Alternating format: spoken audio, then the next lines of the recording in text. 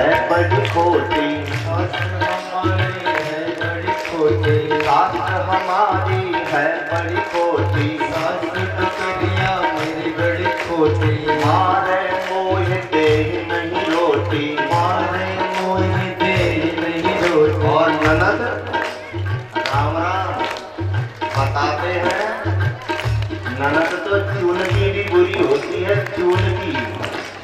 हमारी ननद कैसी है? आहा, ननद बड़ी छल छंदक मेरा नाम धरे वीरे,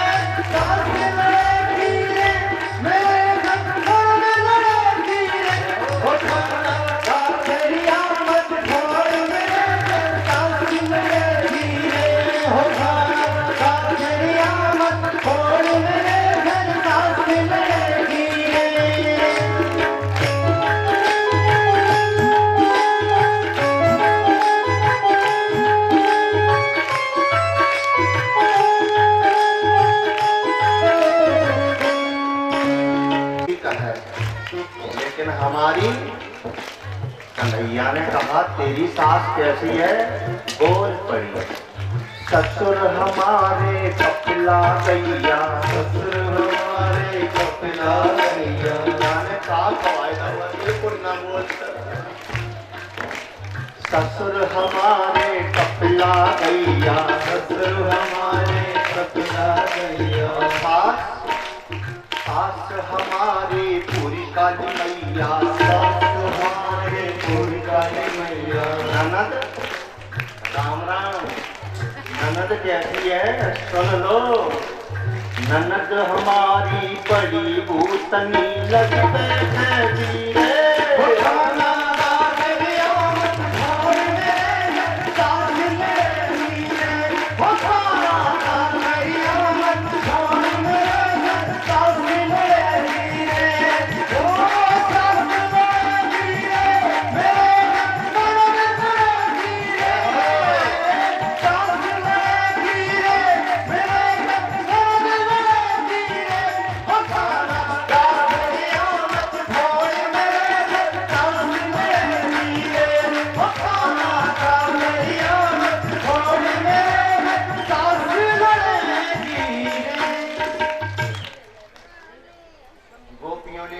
से निवेदन किया।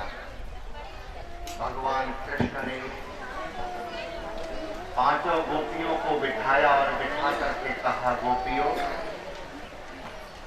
हम यहाँ पर मटकी फोड़ने के लिए नहीं आए, हम केवल तुम्हें समझाने के लिए आए हैं। आप वृंदावन में रहती हैं और वृंदावन में रहने के बाद भी सारा माखन मथुरा बेचने के लिए जाती हैं, फिर वृंदावन में क्यों रहती हैं? बताइए वृंदावन क्या है गोपियों? गोपियों ने कहा, कन्हैया ये वृंदावन क्या है? बोले, वनम वृंदावनम पुण्यम, ये पुण्य प्रदेश है। यहाँ के हर कर्म में से आपको पुण्य करना पड़ेगा। आप अपने कर्म के द्वारा जो भी फल प्राप्त कर रहे हैं, अक्षणतः फलम मिदं भुक्तः, उस किए हुए कर्म के फल में से आपको फल बांटना पड़ेगा। वृंदावन में कर्म को विकर्म बनाना पड़ेगा, तब कल्याण होगा। कर्म को क्या बनाना पड़ेगा? विकर्म। एक किसान अपने बैलों के कंधे पर हल रख करके खेत में जाता है और सुबह से शाम तक खेत को जोतता है, और शाम को किसान घर आता है और अपनी धर्मपत्नी से कहता है, मुझे भोजन दे, मैंने 2 बीघा खेत जोता है आज। अच्छा ईमानदारी से बताओ, खेत को किसान ने जोता है फिर बैलों ने जोता? थोड़ा विचार है। खेत किसने होता है, लेकिन किसान कह रहा है कि खेत मैंने, जोतने वाला चुप है। जोतने वाले ने अपना सारे किए हुए कर्म का फल किसान को दे दिया, इसको कहते हैं विकर्म। इसलिए वृंदावन में करने के बाद भी कहने की जरूरत नहीं है। इसलिए गोपियों को समझाया और समझाने के बाद भगवान ने वृंदावन में अपनी लीला प्रारंभ कर दी। वृंदावन में 5 लीला प्रधान है। पहली लीला है माखन चोरी, दूसरी लीला है क्षीरहरण, तीसरी लीला है महारास, चौथी लीला है गोवर्धन और 5वीं लीला है कंस का अन्न। इन लीलाओं को समझना बहुत जरूरी है। आज की कथा में क्षीरहरण की लीला समझाना है, इसलिए महारास को सूक्ष्म में समझ लें। 6 महीने की रात्रि हुई और 6 महीने तक महारास। सुखदेव जी ने लिखा, भगवान अपिता रात्रि शरदोत फुल्ल मल्लिका अभिचरन्तुम मनश्चक्र योग माया मुपाश्रितः। 6 महीने की रात्रि है जिसे शरद पूर्णिमा कहते हैं, और 6 महीने में रात हुआ पूरा। रात का मतलब जानते हो, भागवत के 10वें स्कंद में 5 अध्याय में महारास है। इस महारास को भागवत का प्राण कहा जाता है, लेकिन कब? जब समझ में आ जाए। जैसे हमारे शरीर में 5 प्राण होते हैं, अपान, उदान, व्यान, समान और प्राण। जिस तरह से इस शरीर का संचालन करने के लिए 5 प्राण होते हैं, उसी तरह से भगवान रूपी भागवत का संचालन करने के लिए भी 5 प्राण हैं, जिन्हें पंचाध्यायी रास कहते हैं। अब रास को समझने के लिए 6 महीने चाहिए। दुआ सुन लो, रास को समझने के लिए कितने महीने चाहिए? 6। तो अपने पास कितना समय है? आधा घंटा। तो इसलिए थोड़े में सब कहूं बुझाई, थोड़े में समझो। रास का साधारण अर्थ है, रास की परिभाषा सुन लो। नाचते नाचते, रास में क्या होता है? नाचना। अगर हम कहीं दूसरी जगह अभी कथा सुनाते रास की, तो हम जो समझा रहे हैं वो नहीं समझ आते, हम तो भजन गाते। कौन सा? रास रचो है, रास रचो है, यमुना किनारे सखी रास रचो है। हो रास रचो है, रास रचो है, यमुना किनारे सखी रास रचो है। अगर दूसरी जगह होते तो हम ये भजन गाते, तुम्हें नचाते, खुद नाचते। लेकिन जहाँ पर समाज मिल जाता है, जहाँ पर सुनने वाले श्रोता मिल जाते हैं, वहाँ पर हमें इस नौटंकी को छोड़ना पड़ता है। नचने से भागवत पूरा नहीं होता, नचाने से भागवत पूरा नहीं होता। आपने देखा होगा किसी पंडित की कथा में आनंद आता है, श्रोता कथा सुन के जाते हैं और रास्ते में कहते हैं बड़ा आनंद आया। किसी पंडित की कथा में मजा आता है, लोग रास्ते में कहते हैं बड़ा मजा आया। किसी पंडित की कथा में हंसना ही हंसना, और किसी पंडित की कथा में रोना ही। क्यों भैया? आनंद, मजा, हंसना, रोना ये भागवत में है नहीं। भागवत में क्या है वो तुम भी नहीं जानते, हम भी नहीं जानते। तो फिर ये हंसना, रोना, मजा, आनंद ये कहाँ से मिला? ये वक्ता की भूमिका पर निर्भर करता है। वक्ता जिस भूमिका में अपने आप को ढाल चुका है, उसकी वाणी से वही निकलेगा। अब तुमने खाई तो प्याज वक्की छठे उतार सके, अब सेवकी डकार कहाँ से आ जाए? क्या भैया, अब तुमने प्याज खाई है और कह रहे डकार सेवकी नहीं आई। अरे तुम्हारे अंदर जो भरा है वही तो निकलेगा। इसलिए वक्ता के अंदर जो भाव भरा हुआ है वही आपको दे सकता है। हमारे अंदर केवल भक्ति का भाव है। इसलिए प्यारे समझ लो, हम नचाना नहीं चाहते। दो चार बहन बेटियां हो तो नचा दो, इन्हें कौन संभालेगा? अगर बिगड़ पड़ी तो हमें भजनों पर इसलिए समझ लो। अगर समझ की बूंद अंदर चली गई प्यारे तो वो बूंद ही समुद्र बन जाएगा। लेकिन कब? जब अंदर चली जाए। हमारे गुरुजी कहते थे, गुरुजी माने पिताजी, हमने अपने पिताजी को ही गुरु बनाया, अपनी माँ को गुरु बनाया। हमने सोचा कि जिसके गर्भ से जन्म लिया है इससे बड़ा गुरु कौन होगा, इसलिए हमने माता पिता को गुरु बनाया। भाग्य देखिए, माता पिता को गुरु इसलिए बनाया कि अधिक समय तक हमें गुरु के चरणों में रहने का सौभाग्य मिलेगा। लेकिन पिता को जब गुरु बनाया, जब तक पिताजी गुरु नहीं बने तब तक जिंदा रहे, और गुरु बनाते ही पिताजी छोड़कर, बस यही दुर्भाग्य रहा।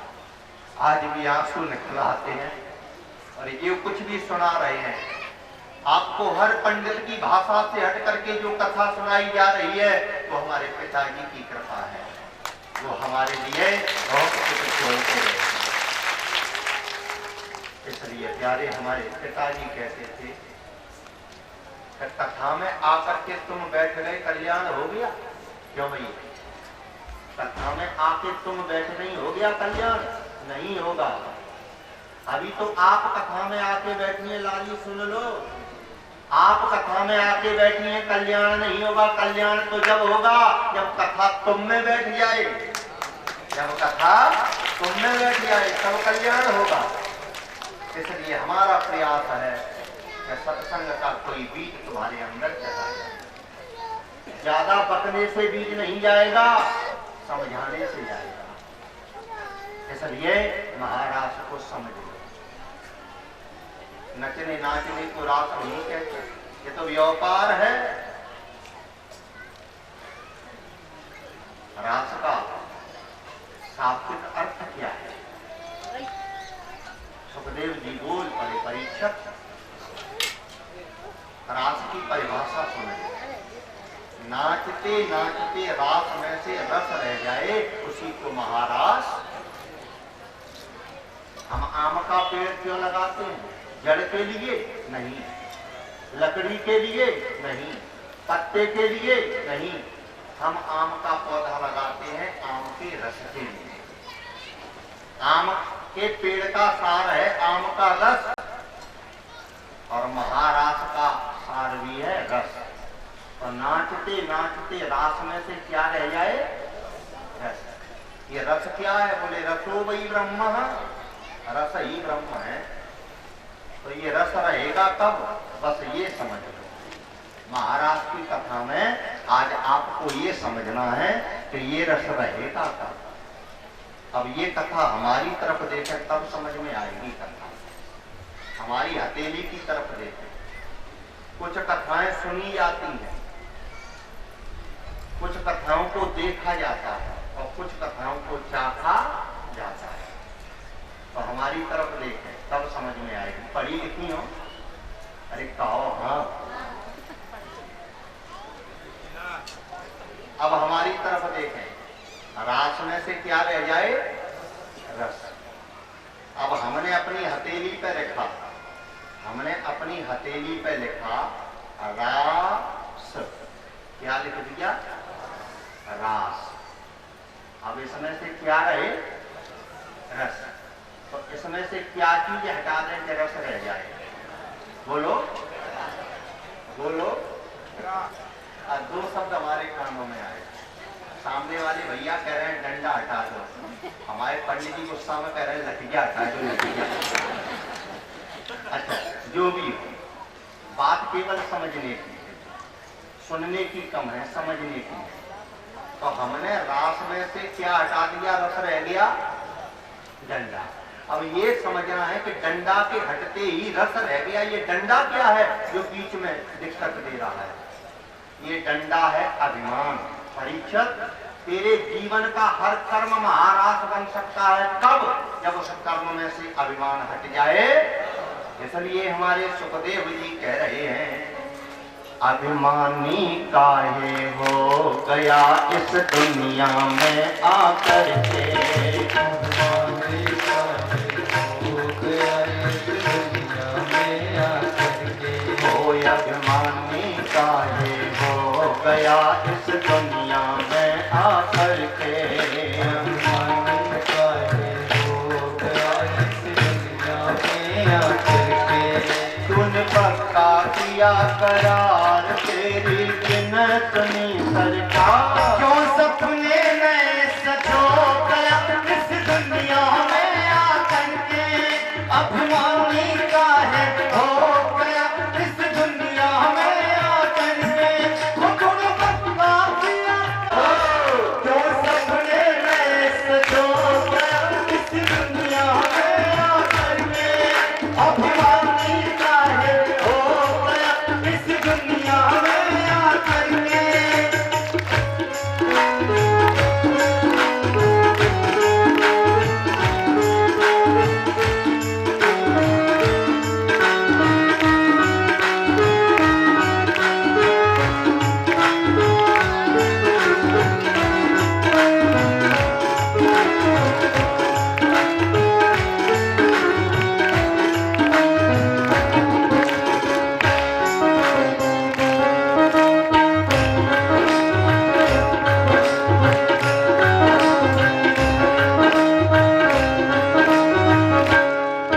तूने बचपन खेल गमाया।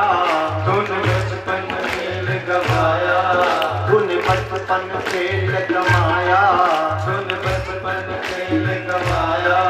फिर युवा हुआ इतराया। फिर युवा हुआ इतराया।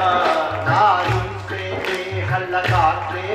नारी से नेह लगा के। मालिक का नाम बुलाया।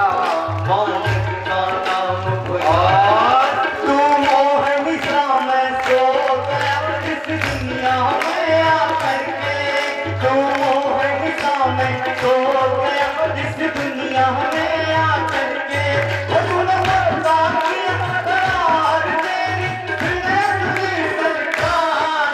क्यों सपने में सजो गया इस दुनिया में आकर के। अभिमानी काहे हो गया इस दुनिया में आकर के। अभिमान को भगाने के लिए ताली बजा लो।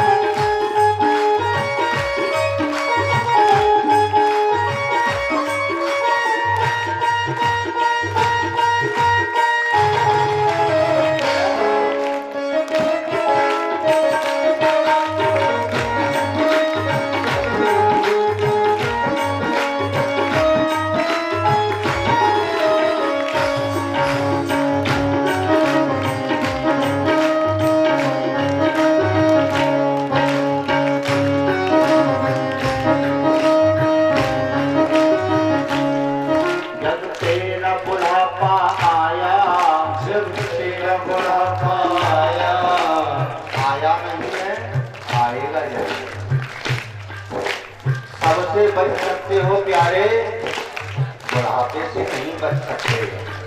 जब तेरा बुढ़ापा आया, जब तेरा बुढ़ापा आया, तू देखते उसे घबराया, तू देखते उसे घबराया। जिसको तूने संग जोड़ा, जिसको तू जोड़ा, घर वालों ने ठुकराया, घर वालों ने ठुकराया। और तेरा भीतर वाला रो पड़ा इस दुनिया में आकर के, वो तेरा भीतर वाला रो पड़ा इस दुनिया में आकर के, वो तूने बता दिया करार तेरे बिना सुनी सरकार, जो सपने में सजो कर इस दुनिया में आकर के, अभिमानी काहे होकर इस दुनिया में आकर के। बजारो ताली प्यारे।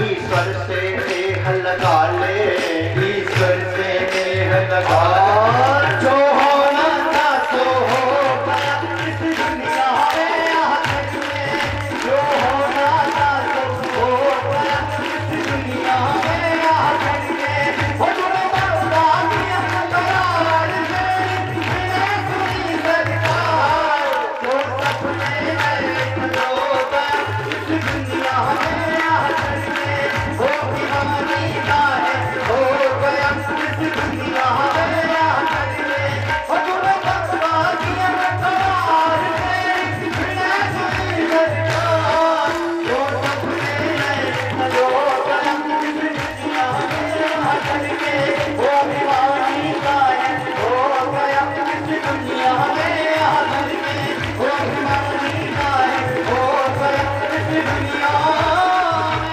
आकर श्री राधे।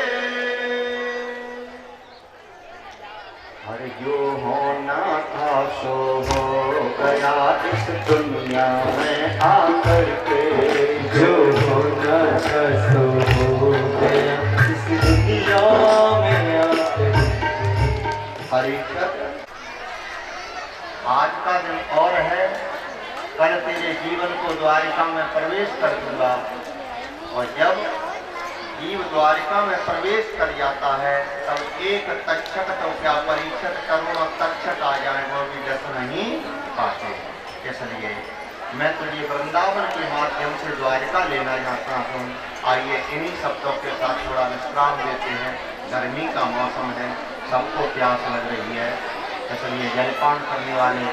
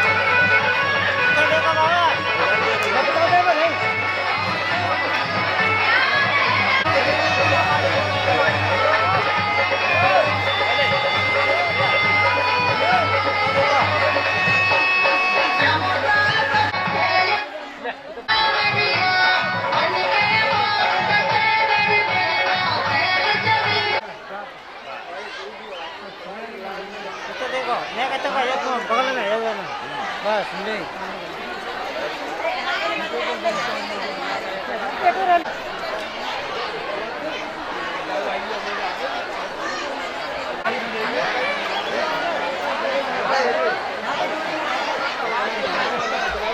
बगल में जाओ हाँ नहीं बगल में जाओ बगल पे है जाना बगल में आके फोटो कराने तुम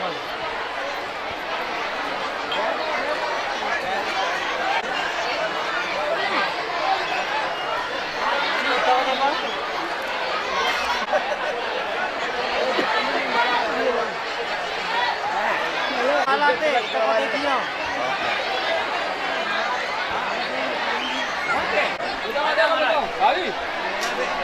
माला हाथ लगा के मेरी तरफ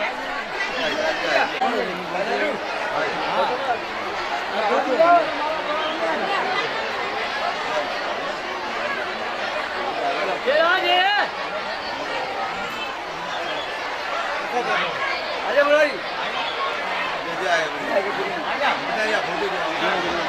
पंडित जी मंडल जी बगलते हैं नया कॉल पीछे बस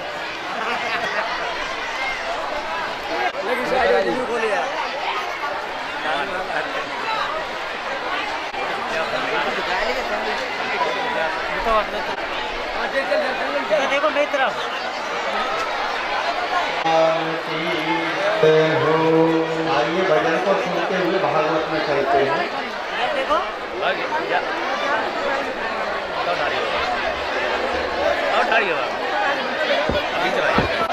बता कहाँ मर रहे हैं बगल पे आ जाओ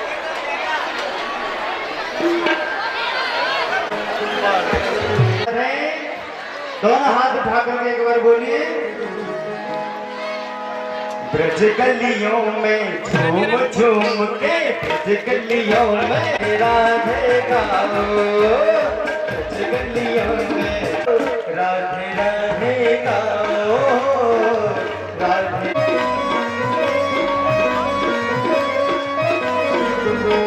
अभी तो मोहन यमुना किनारे गौरों के साथ मिलेंगे जितनी मन में व्यथा भरी है एक एक गुणन करेंगे मन के प्यारे हो मन के प्यारे वृंदावन में बाके बिहारी बिठाओ राधे राधे गाओ गाओ गाओ राधे राधे गाओ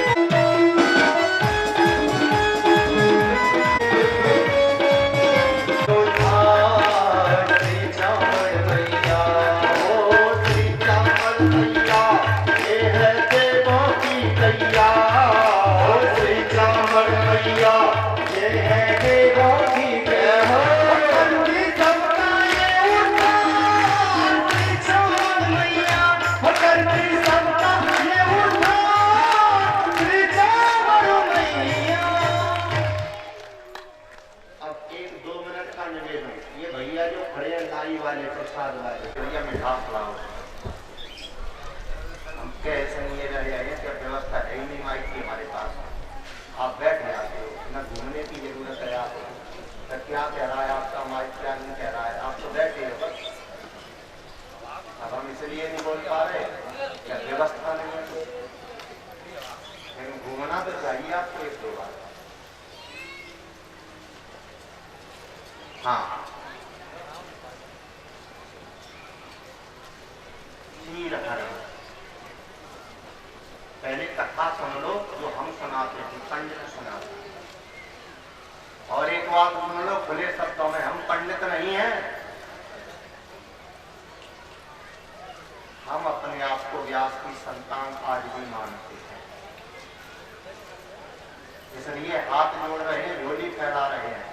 भागवत हमारा धंधा नहीं है, भागवत हमारा भगवान है, हमारे पूर्वजों की इसमें संपत्ति समाई है। इस भागवत का कोई सम्मान करे या नहीं करे, लेकिन हमारे पूर्वज करते आए हैं और करते रहेंगे। इसलिए हम हाथ जोड़ रहे हैं।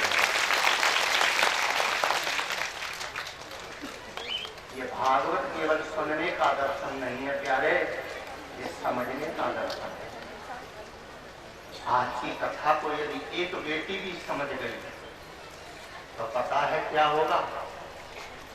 सबसे पहले तो हमारे व्यास जी ने जो इसकी रचना की है, उनकी आंखों में प्रेम के आंसू आएंगे कि हाँ, भारत की भूमि पर कोई ऐसी बेटी मिली जिसने हमारे चीर हरण की लीला को धारण किया। और एक बात,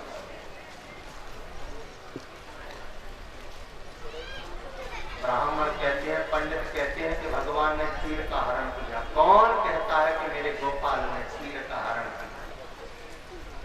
आज के दिन मेरे कन्हैया ने गोपियों को अपने हाथों से चीर उड़ाया है। हमारी श्योनिया में कथा होती है, हमारे यही सब बच्चे हमारे साथ रहते हैं। हर साल हम भागवत की एक यज्ञ करते हैं, और आज के दिन चीर हरण के दिन चीर हरण नहीं होता है। हमारे मंच से जितनी पांडाल बहन बेटी आती हैं, उन सबके लिए अपने हाथों से एक एक शॉल उड़ाई जाती है। अरे जब हम रक्षा नहीं करेंगे तो हमारी बहन बेटियों की कौन रक्षा करेगा? लेकिन होगी रक्षा तब जब इस कथा को समझ लिया जाएगा। हमारी परिचिता न वाल कहेंगे, हमें नहीं पतो पंडित, हमें तुम्हें नहीं बुला होता है। सवाल हमसे कहेंगे, पतो नहीं उन्हें तुम्हें नहीं बुला होता है। सुन लो, ये संयोग भाग्य से होता है। व्यास के अंश को वही बुला पाएगा जिसके अंदर क्षत्रिय का अंश है। नहीं तो दुनिया में बहुत से कथा कह रहे हैं, लेकिन व्यास के अंश को वही बुला पाएगा जिसमें पितामह भीष्म की क्षत्रियत्व का अंश दौड़ रहा है। इसलिए प्यारे, हम हर जगह नहीं जा पाते, हम वही जाते हैं जहां पर कहीं कहीं हमारा संबंध होता है। इसलिए ये देखो झोली पसार रहे हैं, दिख रही है। इस कथा को गंभीरता से समझ, बस 1 घंटे की जरूरत है। गोपियां तट पर किनारे पर वस्त्र उतार करके रख दिए, नगर स्नान करने लगी। मेरे गोपाल ने देखा गोपियां अन्याय कर रही हैं, अपराध कर रही हैं, यह समझाना चाहिए। भागवत में लिखा है, भगवान ने गोपियों के चोर को चुराया, चीर को, अंत में गोपियां गिड़गिड़ाई तो भगवान ने सबको दे दिया। अब मत नहाना न कर, हो गई चीर हरण की लीला। हम भी पहले यही कहते थे, लेकिन ईमानदारी से बताओ भैया, तुम्हें क्या मिला इस लीला पर? कुछ नहीं मिला। तो फिर ये कथा कैसे? कथा तो वो है जिसमें से कुछ मिले। इसलिए आइए सुखदेव की भाषा में सुनते। परीक्षक, देख प्रातः काल का 4था पहर है, गोपियां जा रही हैं कहीं। कहाँ जा रही हैं? स्नान करने। कौन सा महीना है? तुमसे ही पूछ रहे हैं, जो नमक की चाय पिलाती है।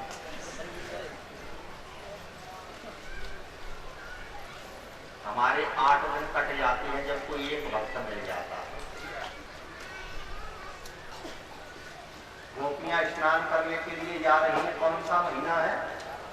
कार्तिक। लेकिन व्यास जी ने कार्तिक का महीना नहीं लिखा, थोड़ा फेस और कम करो, थोड़ा कम फेस। व्यास जी ने कार्तिक का महीना नहीं लिखा।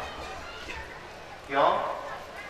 क्योंकि 12 महीने में ये प्रसाद वाले भैया, ये सबसे छोटे परीक्षक, कुर्ता पाजामा वाले परीक्षक महाराज, सबसे छोटे परीक्षक को समझा दो, बातचीत नहीं करे। सीताराम, तुम लड़ुआ भी ट्रॉली के पास जाओ, चले जाओ। सीताराम, एक साल में 12 महीने होते हैं, 4 महीने अपवित्र होते हैं, जिन महीनों में केवल पुण्य किया जाता है। हो सकता है कार्तिक का महीना अपवित्र हो। आज की वापसी कम करो, थोड़ी ज्यादा आ रही है। हो सकता है कार्तिक का महीना अपवित्र हो, इसलिए व्यास जी ने इसका नाम नहीं लिखा, इशारा दे दिया। इशारा क्या दिया? हमारे सुखदेव जी कह रहे हैं कि हेमंते प्रथमे मासे, परीक्षक, हेमंते प्रथमे मासे नंदः ब्रज कुमारिका। हेमंत ऋतु का पहला महीना कार्तिक। झुंड की झुंड गोपियां चल पड़ी, 4 वर्णों की कन्याएं हैं, ब्राह्मण, क्षत्रिय, वैश्य और शूद्र। किलोले करती हुई 4 वर्णों की बेटियां पहुंच गई कहां? यमुना के किनारे। हेमंते प्रथमे मासे नंदः ब्रज कुमारिका। वृंदावन की कुंवारी कन्या है, शादीशुदा नहीं, अपने आप को सब नाते। 4-5 काटे का भाव ना आया, लेकिन मिला क्यों नहीं मिला? क्योंकि हमने समझा ही नहीं कि ये कार्तिक क्यों नहाया जाता है। अगर किसी पूजा को समझ करके करोगे तो फल मिलेगा, और बिना समझे किया तो कुछ नहीं मिलेगा। इसलिए समझना चाहिए। पहुंच गई गोपियां यमुना के किनारे। अभी भी पास की आवाज ज्यादा है, पास की तरफ थोड़ी। पहुंच गई गोपियां। श्री राधे बढ़ाओ पास, बाहर की थोड़ी सी कम करो। श्री राधे बोलिए गोटे भगवान की जय। एक गोपी नहीं है, 100 गोपी नहीं है, 1000 गोपी नहीं है, तो गोपिकाम गोपवयूथ। व्यास जी ने लिखा यूथ की यूथ गोपियां यमुना जी के किनारे पर गोपियां पहुंची, अपने अपने शरीर के सारे कपड़े उतार करके किनारे पे रख दिए और नगन प्रवेश कर दिया। भगवान कृष्ण को दिखाई दिया कि गोपियां नगन स्नान कर रही हैं। भगवान को क्रोध आया। क्यों? क्योंकि वेदांत के सिद्धांत में लिखा है कि किसी भी पुरुष को, किसी भी नारी को नग्न रहने का कोई अधिकार नहीं। और एक बात सुनो, हमारे सनातन धर्म की संप्रदाय में भजन गाने वाले कहते हैं कि जीव नंगा आता है, नंगा ही कौन कहता है? सुखदेव जी कह रहे हैं, कौन कहता है कि जीव नंगा आता है? अगर नंगा आता नहीं है तो नगन जाना भी नहीं चाहिए।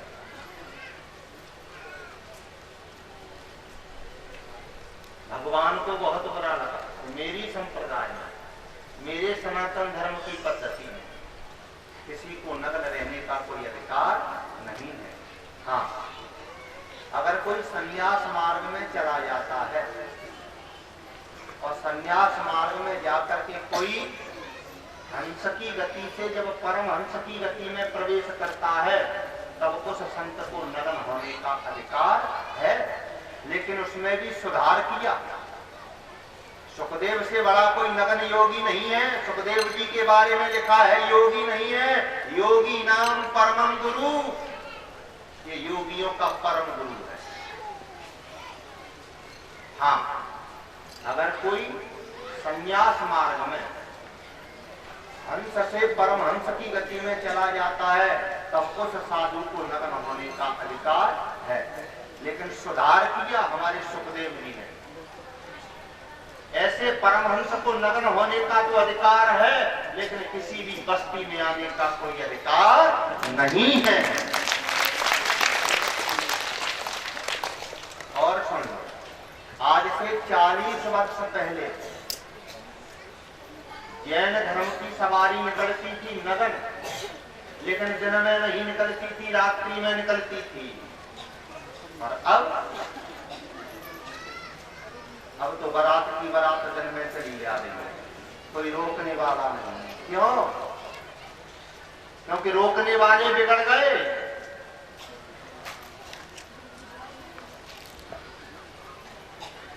ईमानदारी से बताओ, जो लिखा है उसे छोड़ दो थोड़ी देर के लिए, और एक निर्णय अपने मन से लेना, क्योंकि तुम भी हमसे कम नहीं हो, जो हमारे अंदर है वो तुम्हारे अंदर है। इसलिए थोड़ी देर के लिए निर्णय लेना। इस भरे समाज में हमारी छोटी छोटी बहन बेटियां बैठी, ये कच्ची मिट्टी की होती हैं, इनको जिधर मोड़ दोगे मुड़ जाएंगी। तो हमारे इस भरे समाज में छोटी छोटी बहन बेटी बैठी हैं, हमारी माताएं बैठी हैं, और इस समय यदि कोई नग्न साधु हमारे मंच पे आके खड़ा हो जाए, ईमानदारी से बताना, क्या वो शोभा देगा? नहीं देगा। क्यों शोभा क्यों नहीं देगा? इसलिए नहीं देगा कि यहाँ पर हमारी बहन बेटी बैठी है। मान लिया कि आप तो समझदार हो, आप अपने मन को समझा सकते हो, लेकिन हमारी किसी मिट्टी की गुड़िया के ऊपर अगर इसका कुप्रभाव पड़ गया तो उसका दोषी कौन होगा? इसलिए किसी भी जीव को नग्न रहने का कोई अधिकार नहीं है। और दौड़ पड़े मेरे कृष्ण गोपियों को दंड देने के लिए। नग्न नहा रही हो, भगवान दंड देने के लिए जो किनारे के पास पहुंचे, श्री राधे श्री राधे श्री राधे, तब तक गोपियां स्नान करके पूजा कर दी। भगवान ने देखा कि अपराध भी कर रही हैं और पूजा भी कर रही हैं। भगवान बोले कुछ नहीं, ये पूजा में कर क्या रही है, ये देखो। जो भगवान ने देखा तो मिट्टी के शंकर जी और मिट्टी की पार्वती हाथ पे बना के गोपियां रखे हैं और पूजा कर रहे हैं, मांग रही हैं, हाथ जोड़कर के गोपियां कह रही हैं, कात्यायन्यी महामाये, हे भगवती पार्वती, हम आपसे कुछ नहीं चाहते। तो बोले, कात्यायन्यी महामाये महायोगिन्यधीश्वरी, हम और कुछ नहीं मांगना चाहते। तो बोले, नंद गोप सुतम देवी पतिम में कुरुते नमः। एक बार नंद के लाला को हमारा पति बना दो, हम पातिव्रत धर्म का पालन करके अपना कल्याण करना चाहते हैं। भगवान चुप रह गए। अब क्या करें? हमारी जो क्षीमका से शिष्य आए हैं, बैठ जाएं, और वहां जगह नहीं हो तो इधर आ जाएं। अब भगवान क्या करें? क्यों? भगवान ने सोचा ये कर तो पाप रही है, लेकिन पाप में मांग मुझे रही है। ईमानदारी से बताना, आप पाप कर रहे हो और पाप में भगवान को मांग रही हो, तो वो पाप है कि पुण्य है? बोलो। और आप कर पुण्य रहे हो और संसार की संपत्ति मांग रहे हो, तो आपका वो पुण्य पाप है कि पुण्य है? ये निर्णय करना आपका काम है। भगवान ने देखा कि कर तो अन्याय रही है, अपराध कर रही है, अनाचार कर रही है, लेकिन मांग मुझे रही है। तो जिस पाप में परमात्मा को मांगा जाता है, वो पाप पाप नहीं होता, वो पुण्य होता है। लेकिन समझाना जरूर पड़ेगा। भगवान ने समझाया। कैसे समझाया? चीर हरण करके नहीं, किनारे पर जो वस्त्र रखे हुए थे वो कृष्ण ने नहीं चुराए। तो हमारा कृष्ण तो वो है जो पराई स्त्री को स्वप्न में भी नहीं देखता, फिर माँ के वस्त्र कैसे चुराएगा? गोस्वामी जी ने लिखा कि सपने ऊपर नार में हे रहे, मेरा गोपाल तो वो है जो सपन में भी पराई स्त्री के दर्शन नहीं करता। तो फिर वस्त्र किसने चुराया?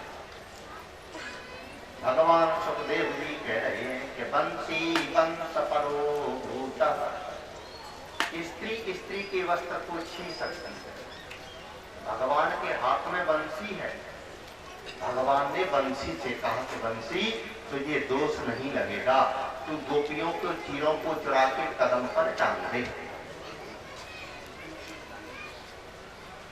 बंसी ने गोपियों के वस्त्र लेकर के कदम पर टांग दिए।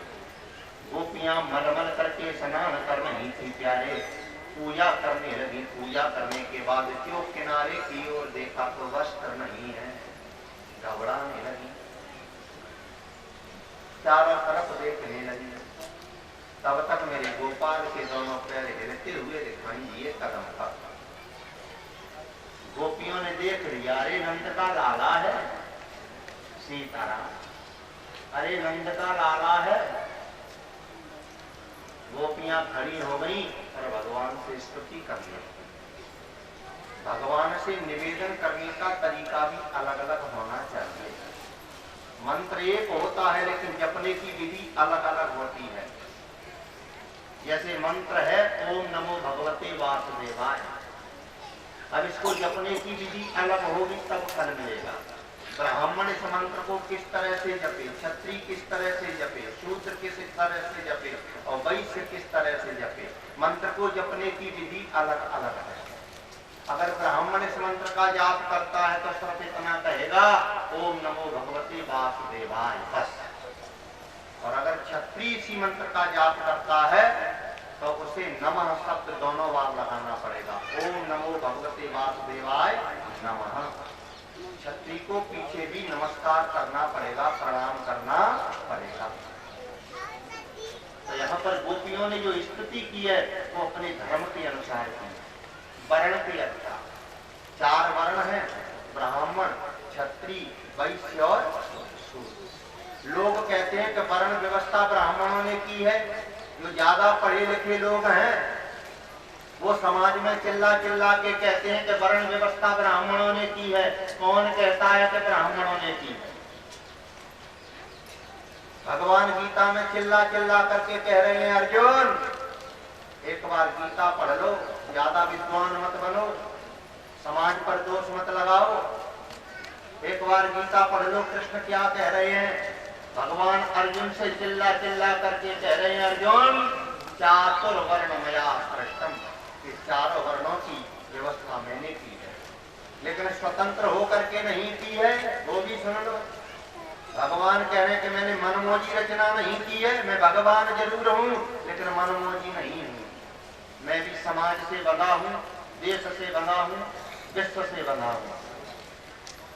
इसलिए चातुर्वर्ण मया सृष्टम, 4 वर्ण की व्यवस्था तो मैंने की है, लेकिन गुण कर्म विभाग, मैंने जीव के कर्म के अनुसार व्यवस्था की है। तेरे जैसे कर्म है उसी कर्म के अनुसार मैंने तुझे शरीर दिया है। इसलिए वर्ण व्यवस्था के अनुसार ही आपको वेदों की मर्यादा रखनी पड़ेगी। ब्राह्मण होकर के शूद्र की वाणी से कथा सुनोगे, पुण्य नहीं मिलेगा, पाप मिलेगा प्यारे। अपने से ऊंची वाली व्यवस्था में अगर बैठोगी नीचे तो कुछ मिलने वाला है, वरना मिलेगा नहीं। इसलिए प्रमाण भागवत में व्यास की ने दिया। व्यास की किसी एक के नहीं है, सबके हैं। अगर व्यास जी नहीं होते तो हम तुम भी नहीं होते। इसलिए 4 वर्णों की कन्याएं खड़ी हो गई और अपनी अपनी वर्ण व्यवस्था के अनुसार निवेदन कर रहे हैं। सबसे पहले शूद्रों की कन्याएं खड़ी हो गई और कह क्या रही हैं? बोले श्याम सुंदर ते दास्य, हे श्याम सुंदर हम तुम्हारी सेवा करेंगे। ये शूद्र धर्म है, सेवा करना। सेवा बुरी नहीं है, सेवा भगवान कृष्ण ने की थी सुदामा की 7 जन्म। इसलिए शूद्रों की कन्याएं कह रही हैं श्याम सुंदर ते दास्य, ये श्याम सुंदर, हम तुम्हारी सेवा करेंगे। वैश्यों की कन्याएं खड़ी हो गई।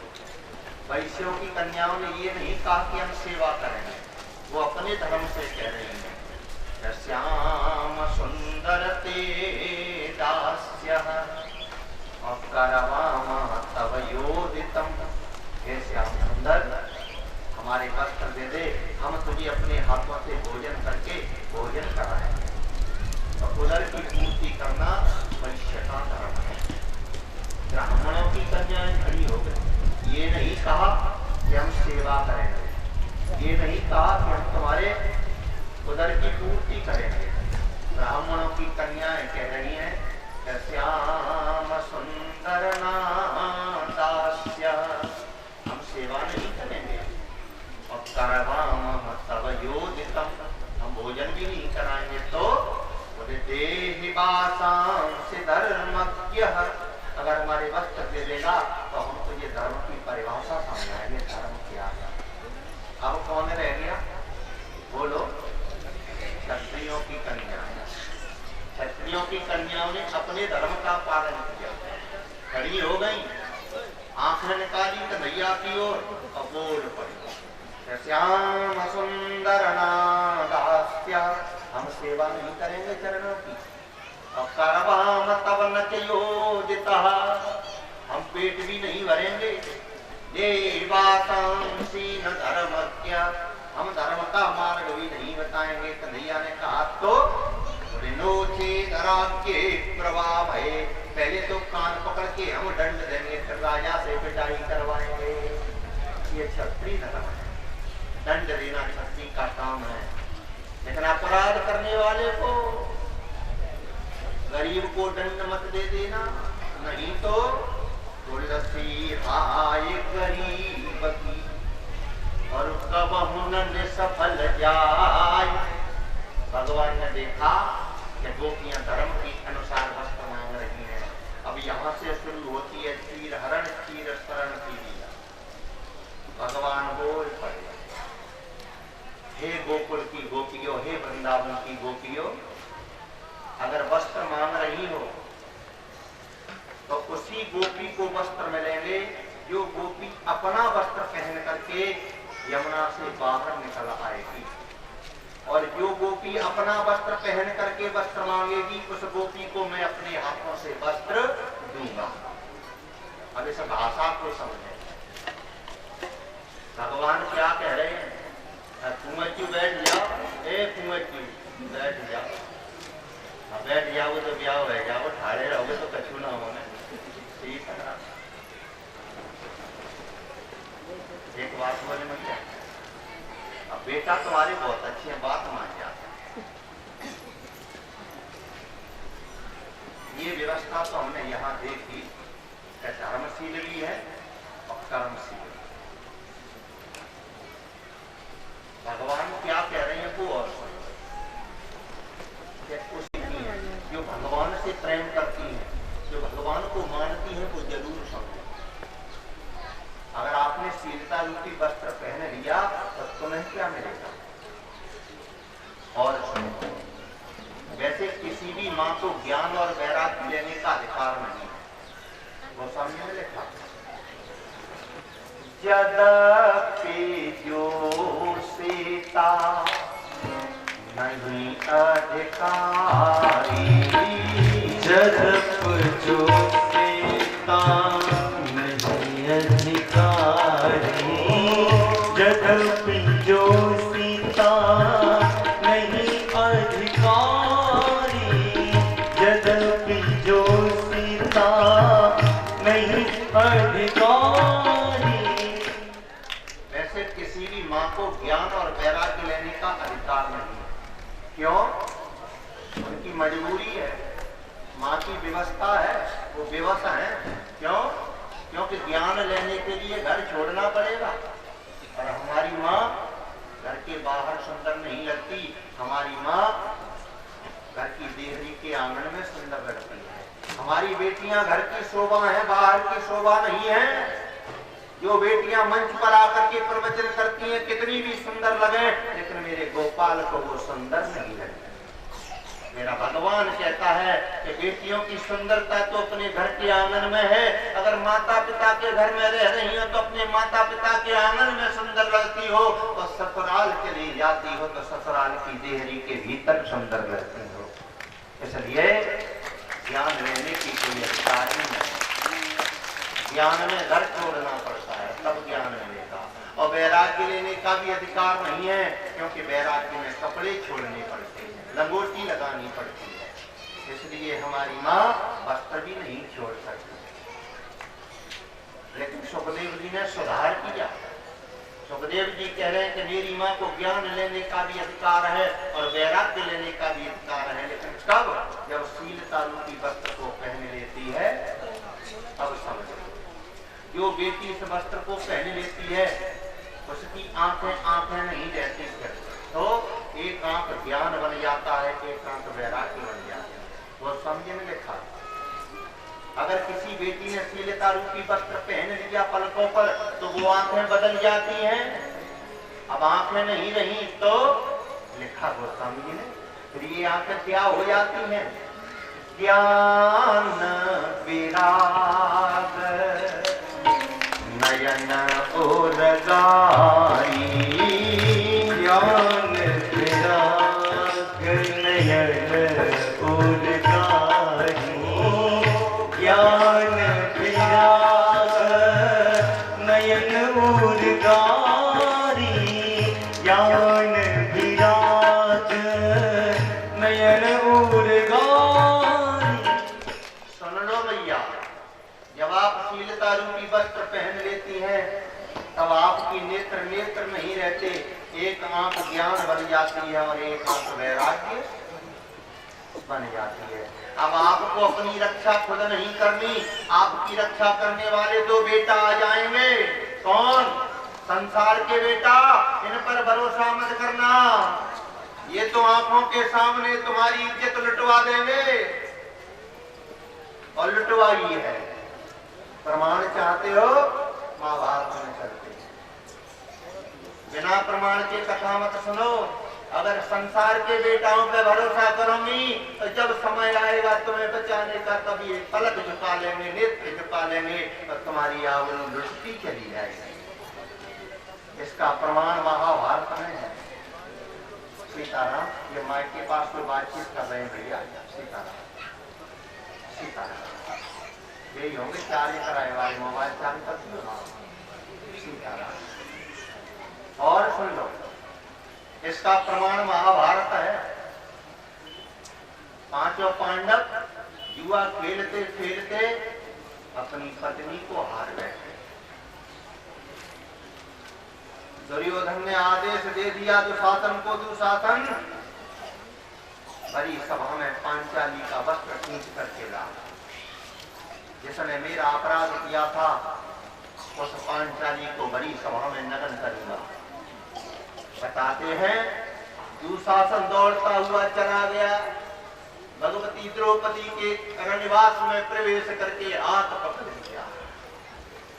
द्रौपदी को क्या पता था कि मेरे साथ मेरे पति ने क्या किया है। चिल्लाने लगी, अरे दुशासन तुझे पता नहीं है मैं पितामह भीष्म की पुत्र वधू हूँ। अगर पितामह भीष्म को पता पड़ गया तो तुझे जला के राख कर देगा। दुशासन तुझे पता नहीं है मैं गांडीवधारी अर्जुन की पत्नी हूँ। अगर अर्जुन ने देख लिया तो तुझे टुकड़े टुकड़े कर देगा। कितना भरोसा है अपने पतियों पर, कितना भरोसा है पितामह भीष्म पर। लेकिन बड़ी सभा में जब खींच के लाया गया तो पितामह भीष्म भी बैठे हैं, पांचों पांडव बैठे हैं, और सबके सामने दुशासन ने मेरी बेटी के वस्त्र को पकड़ के खींचना शुरू किया। चिल्लाने लगी, बाबा। पितामह भीष्म ने करुणामयी आवाज को तो सुना लेकिन बचाने के लिए खड़े नहीं हुए। ये कैसा रिश्ता है? जब बाबा ने शीश झुका लिया तो रो करके अर्जुन के पास गई। गांडीवम त्रंसते अर्जुन, अर्जुन तेरे हाथ में तो गांडीव है, तूने सारे जगत की रक्षा के लिए गांडीव उठाया है। देख देख तेरी आंखों के सामने तेरी धर्म पत्नी का धर्म खिंच रहा है। लेकिन बताते हैं पतियों ने भी नेत्र झुका दिए। ये कैसे पति हैं जिन पर तुम इतना भरोसा कर रही हो? विचार किया मुझे बचाने वाला कोई नहीं है। अपनी आबरू बचाने के लिए अपने वस्त्र को जकड़ के पकड़ लिया द्रौपदी ने बड़ी सभा में। लेकिन जिस पुरुष की भुजाओं में 10,000 हाथियों का बल था, क्या एक नारी टिक पाएगी? दूसरा तुमने जो झटका दिया, वस्त्र खींचने लगा।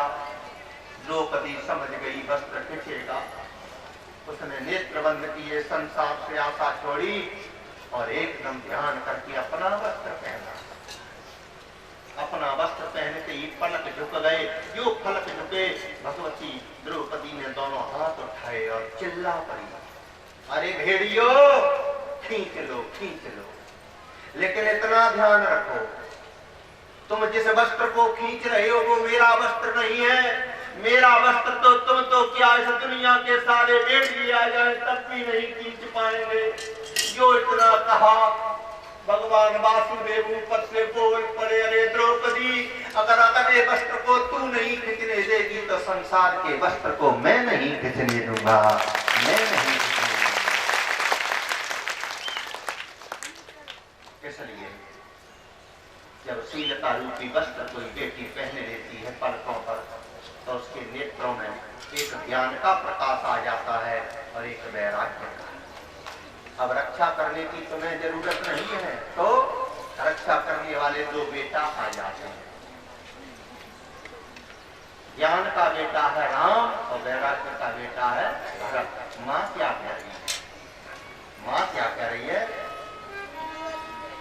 मोरे भरत राम दुइया की, मोरे भरत राम दुइया की, मोरे भरत राम दुइया की, मोरे भरत राम दुइया की। तब उस बेटी की रक्षा करने के लिए भैया भरत के सहित राम जी दौड़ पड़ते हैं। और जिस माँ की रक्षा वैराग्य रूपी भरत करता है, ज्ञान रूपी राम करता है, क्या उस माँ के वस्त्र को कोई खींच सकता है? नहीं खींच सकता। इसलिए निवेदन सुनो, हर बेटी के पलक झुके हुए होना चाहिए। आपके घर में कोई भी आता है, बात करने का हर बेटी को अधिकार है, लेकिन आंखें मिलाकर के बात करने का अधिकार नहीं है। और खुली कथा सुन लो, आप सब पढ़े लिखे हो, हम नहीं भी बताएंगे तो ये टीवी सब कुछ बता रहे हैं। जो नहीं बताना चाहिए वो भी टीवी बता रही है, तो फिर हम क्यों चुप रहे? बताने वाली चीज तो बताएं। इसलिए और समझो, आपके घर में बहुत रिश्तेदार आएंगे, बहुत मेहमान आएंगे, बहुत संबंधी आएंगे। जिनके घर में बेटियां हैं वो माता पिता जरूर सुने। हाथ जोड़ करके निवेदन है, समाज को कोई और दूसरा बिगाड़ने वाला नहीं है, समाज को बिगाड़ने वाले हम और आप हैं। इसलिए जिनके घर में बहन बेटियां हैं वो भी सुन लें। अगर इस पृथ्वी को, इस देश की मर्यादा को, भगवान के वचनों को बचाना चाहते हो तो माता पिता का फर्ज है उसे सुनो। अगर आपके घर में बहन बेटियां हैं छोटी छोटी, तो एक बात का विशेष ध्यान रखें माताएं। घर में संबंधी आते हैं, रिश्तेदार आते हैं, सबका स्वागत सम्मान करो, लेकिन अकेले में अपनी बहन बेटी को कभी उस रिश्ते से जोड़ मत देना। अपनी बहन बेटी को उस रिश्ते से जोड़ करके अपने उस कोमल कुंठिया को किसी के साथ भेज मत देना, क्योंकि ये दुनिया बिगड़ चुकी है। हर जीव के शरीर में धर्म का रूप तो दिखाई दे रहा है, लेकिन कलयुग का रूप दिखाई नहीं दे रहा। इसलिए कुल माता पिता से मेरा गाँव होता है, जब तक अपनी बेटी की रक्षा करो, जब तक रक्षा करो, जब तक अग्नि के फेरे लेके अपने पति की देहरी पर न चली जाए, तब तक उस बेटी की रक्षा करना हमारा आपका फर्ज है। इसलिए बेटियों से भी निवेदन है, जहाँ तक हो सके अपनी मर्यादा को संभाल के रखें। हाँ, नेत्र खोल करके अगर नेत्रों में नेत्र मिला के बात करने की इच्छा है तो छूट दे दी। 3 जगह। पहला स्थान है पति का। आपका पति कैसा भी है, अंध बधिर कामी अति दीना, आपका कैसा भी पति है, हमारी बेटी को अधिकार है अपने पति की आंखों में आंखें मिला के बात करना चाहिए। दूसरी जगह है मंदिर। मंदिर में यदि बेटी आती है तो भगवान की आंखों में आंखें मिला के भगवान से जी भर के बातें करो। और एक तीसरा स्थान है गुरु का, लेकिन इसमें भी सुधार सुखदेव जी ने कर दिया। वैसे तो गुरु की आंखों में आंखें मिला करके बात करने का अधिकार है, यदि गुरु में भी कोई दोष दिखाई दे रहा है तो ऐसे गुरु की आंखों में भी आंखें मिलाने का कोई अधिकार नहीं है। और समझना चाहते हो तो और समझो, हम तो समझाना चाहते हैं। बात केवल हमारी तुम्हारी नहीं है। हम उस बेटी के पास जलते हैं जो जनक की बेटी है, दशरथ की पुत्र वधू है और पूर्ण ब्रह्म रामावतार की धर्म पत्नी है। हम थोड़ा सीता के पास चलें, तब कथा समझ में आएगी। आप सब लोग जानते हैं सीता जनक की पुत्री है, दशरथ की पुत्र वधू है, राम राघव सरकार की भार्या है, छोटे मोटे घर की नहीं है। मन में विचार करना इस कथा का। माता तुम भी सुनो, सीता छोटे मोटे घर की नहीं है। और ऐसी सीता का हरण लंका का राजा रावण करके ले जा रहा है।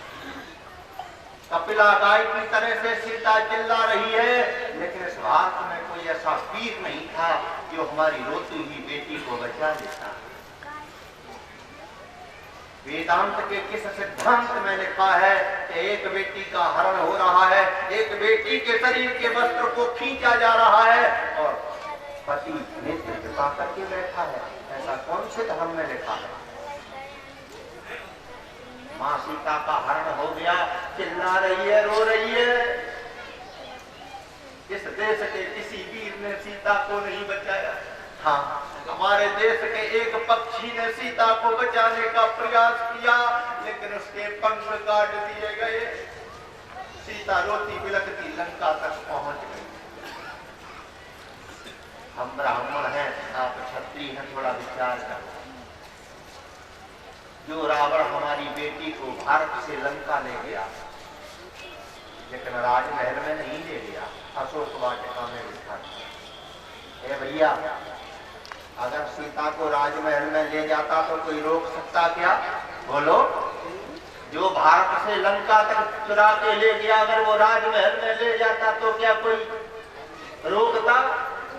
लेकिन रावण ज्ञानी है, विद्वान है, वह सीता को राजमहल में नहीं ले गया, अशोक वाटिका में बैठा था। और रात्रि में सोच रहा है, ये भारत की बेटी है, ये दशरथ की पुत्र वधू है, ये राम राघव सरकार की भार्या है। अगर यह बेटी अपना वस्त्र पहन करके आई होगी तो मैं हाथ भी नहीं लगाऊंगा, जल जाऊंगा। और अगर ये बेटी अपने वस्त्र के बिना आई होगी तो हाथ पकड़ के राजमहल में ले जाऊंगा।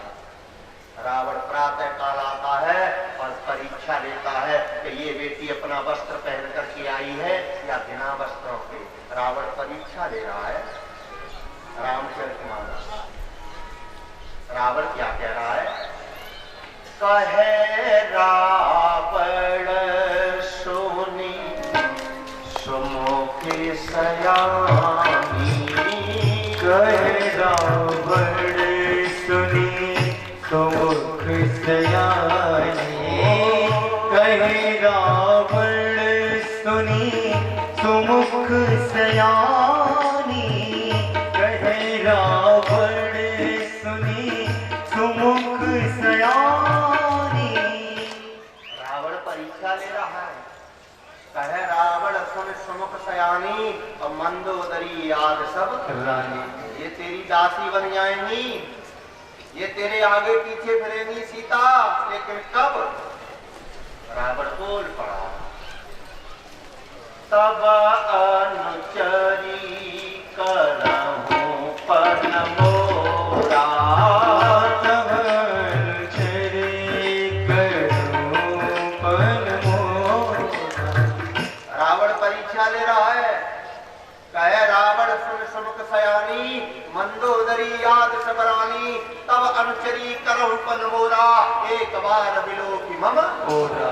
एक बार नेत्र खोल करके मेरी ओर देख सीता। जो सीता ने ये शब्द सुने जमीन पर गिर पड़ी। गोस्वामी जी लिखना तो चाहते थे लेकिन रोक। गोस्वामी ने सारा दे दिया कि शरण धरे ओट कहत। भगवती सीता के पलक झुक गए, जमीन को कुरेदने लगी, रोने लगी। बोल पड़ी, रावण तू मुझे काट सकता है, तू मुझे मार सकता है, तू मुझे जला सकता है, लेकिन मुझसे कह रहा है कि एक बार बिलोक मोरा। अरे रावण तू देखने की बात करता है तो मेरी बात सुन। जो मैंने आज तक कभी किसी से नहीं कही वो सुन ले। देखने की बात करता है तो सीता के नेत्रों ने केवल राम रावण सरकार के मुखारविंद को देखा है। मैंने तो आज तक अपने पिता जनक का मुख भी नहीं देखा कि मेरे पिता जनक का मुख कैसा है। मैंने अपने ससुर दशरथ को भी नहीं देखा कि कैसे है। मेरे नेत्रों ने केवल राम राघव सरकार को देखा है। तू मुझे काट सकता है, मार सकता है, लेकिन ये सीता नाक नहीं कटा सकता। और सुन, नाक कटाना तो तेरे वंश की परंपरा है। रावण ने जब देखा कि ये बेटी अपना वस्त्र पहन के आई है, शरीर कांपने लगा। इस चरित्र को रावण की पुत्र वधू मेघनाथ की पत्नी सुलोचना देख रही थी। सुलोचना ने देखा कि जिस रावण के चलने से पृथ्वी कांपती थी, चलत दशान में दौलत, जिस रावण के इशारे से दसों दिक्पाल घूम जाते थे, दिशाएं छोड़ देते थे, जिस रावण के इशारे से शंकर जी कैलाश छोड़ करके पूजा के लिए लंका के लिए दौड़ पड़ते थे, ऐसा रावण सीता के सामने कांप रहा है। मुझे ऐसा लगता है कि सीता के पास कोई शक्ति है। रावण को कह करके चला गया, लेकिन दौड़ पड़ी है सुलोचना। सीता के पैर पकड़ लिए, बहन तेरे पास कोई शक्ति है। इस रावण के चलने से पृथ्वी कांपती थी, दिक्पाल कांपते थे, शंकर जी कैलाश छोड़ देते थे, वो रावण तेरे सामने कांप रहा था। तेरे पास शक्ति क्या है? जब कोई ज्यादा दुखी होता है और उसके पास में कोई अपनत्व करने वाला बात वाला आ जाए तो वो उसे हृदय से लगा लेता है। सीता अकेली थी, कोई सहारा देना वाला नहीं था, लेकिन जैसे ही सुलोचना आई, सीता ने हृदय से लगा लिया और सीता बोल पड़ी। इन शब्दों को जरूर सुने बहन बेटियां, इन शब्दों को जरूर सुने। सीता रो पड़ी, सुलोचना को हृदय से लगाया और रोते रोते कह रही है, सुलोचना हम और आप नारी हैं, नारी की रक्षा करने वाला संसार में कोई नहीं है, लूटने वाले तो बहुत हैं। मेरी तरफ देख सुलोचना, मैं कोई अरे गहरे की बेटी नहीं हूँ, अरे गहरे की मैं पुत्र वधू नहीं हूँ, पता है मैं कौन हूँ? बोल पड़ी, पिता जनक भूपाल मणि। मेरा पिता छोटा मोटा नहीं है, तो पिता जनक भूपाल मणि, ससुर भानु कुल भानु। पिता जनक भूपाल मणि, ससुर भान कुल भान। ओ सुलोचना, मेरे पिता जनक जी हैं, मेरे ससुर दशरथ है, और पता है मेरा पति कौन है? पति रवि कुल कई रम विपिन। मेरा पति सूर्य कुल का सूर्य है, जिसे लोग ब्रह्म कहते हैं। लेकिन इतनी मेरी बात सुन ले, इतने बड़े रिश्तों के रिश्तेदार होने के बाद भी मेरी रक्षा किसी ने नहीं की। अगर आज इस बेटी की रक्षा की है तो इस बेटी के शीलता रूपी वस्त्र में की है। अगर आज मेरे पास में मेरा अपना वस्त्र नहीं होता तो सीता लुट जाती, सीता मिट जाती। इसलिए इस जगत की बेटी की रक्षा करने वाला और कोई नहीं है। अगर अगर अपनी रक्षा चाहती हो बेटा तो शीलता रूपी वस्त्र पहन लो, शीलता रूपी वस्त्र पहन लो। रो पड़ी। सुलोचना ने पैर पकड़ लिए। अगर भारत की शीलता रूपी वस्त्र में इतनी सामर्थ्य है बहन, तो ये जोली पसारती है। सुलोचना ये वस्त्र मुझे भी पहना है। हमारे भारत की बेटी ने अपने हाथों से सुलोचना को शीलता रूपी वस्त्र पहनाया। जो शीलता रूपी वस्त्र पहनाने के लिए सीता ने अपने हाथों से पलक झुकाए, यह चरित्र तो यहाँ पर चल रहा था। अब थोड़ा रामादल में चलते हैं, इसका असर क्या था। थोड़ा रामादल में चलते हैं। लक्ष्मण जी को संजीवनी बूटी पिलाई। जो संजीवनी बीती लक्ष्मण जी ने पी, खड़े होकर के एकदम प्रतिज्ञा करते हैं। पता है क्या कह रहे हैं लक्ष्मण? राम जी के चरणों में सिर झुकाया और लक्ष्मण जी बोल पड़े, जो सतसंग करनी सहाय, जो सत्संग कर। बैठ गया। अगर तू अपनी प्रतिज्ञा रखना चाहता है तो तेरी प्रतिज्ञा को पूरी करने के लिए मैं अपनी प्रतिज्ञा छोड़ता हूं। वैसे तो मेरी प्रतिज्ञा थी कि राम राघव सरकार की गोदी में केवल भरत प्राण त्यागेगा, लेकिन अगर तू अपनी प्रतिज्ञा पूरी करना चाहता है तो जा युद्ध कर। लेकिन इतना ध्यान रख, जब युद्ध में मेघनाथ का शीश कटे तो जमीन पर नहीं गिर पाए, वो शीश मेरी गोदी में आते थे। और मेघनाथ की जब दाहिनी भुजा कटे तो जमीन पर नहीं गिरे, भगवती सुलोचना की गोदी में गिरे। लक्ष्मण ने कहा इससे क्या होगा, चाहे भुजा जमीन पर गिरे चाहे गोदी में गिरे, मरना तो मरना है। राम जी ने कहा नहीं। तो बोले जब मेघनाथ का शीश मेरी गोदी में गिरेगा तब रोती बिलखती वो बेटी आएगी मेरे पास जिसने शीलता रूपी वस्त्र पहना है, और वो सुलोचना मुझसे आके कहेगी क्यों राम तुमने मेरे पति को मारा, और मैं हंस करके कहूंगा ओ बाबरी देख देख तेरे पति का शीश मेरी गोदी में है, तेरे पति को मारा नहीं है, मैंने तेरे पति को तार दिया है। इसलिए शीलता रूपी वस्त्र होना चाहिए।